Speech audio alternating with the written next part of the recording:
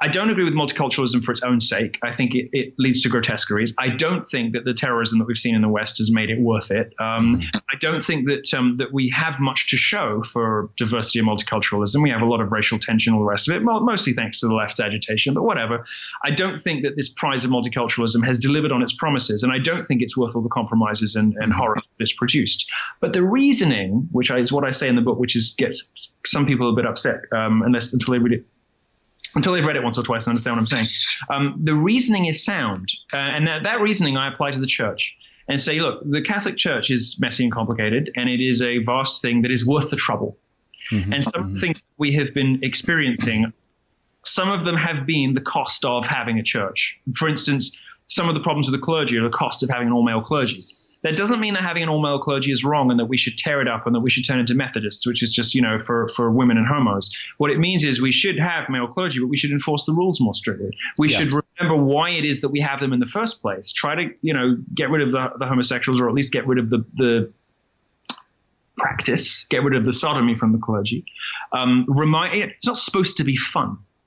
The priesthood is supposed to take something from you. You're supposed to give something up. It's not supposed to be easy. Forsaking being a father is not supposed to be fun or easy. It's not a prize to be gained. And the problem the Anglican Church has had is it presented the priesthood as a sort of prize. Women wanted it too because it was presented as something desirable. I don't find the prospect of joining the priesthood particularly desirable, nor should anyone. It's something that you undertake out of, a feeling of spiritual compulsion. It should be hard.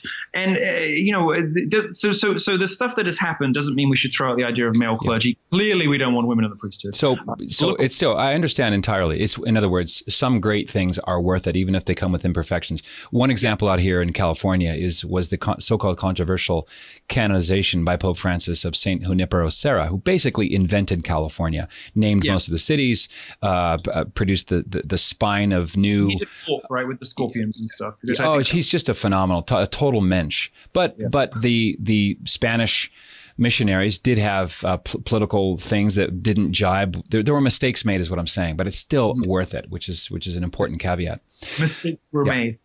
You're absolutely right. And, so Sadiq Khan's reasoning, I think, is sound, although his examples are wrong because I don't like whatever. But that's the point of the book, really, is that how can we, knowing what we know, and we've touched on it in this conversation briefly, how much the Catholic Church, how much our faith has given us in culture, in everything in the West, how can we, despite the admittedly horrible present situation the church finds itself in, even contemplate throwing it out or allowing it to split down the middle, or or endanger or endangering the papacy? We can't do any of those things, because when you set even the horrors that we're currently learning about, when you set that against what what Catholicism has done, for Western civilization, which is to say it is Western civilization, how can you throw all of that away for a scandal which is horrendous, but doesn't scratch the surface of what the church has accomplished? Yep. I always say the height of folly to leave Jesus and Peter because of Judas.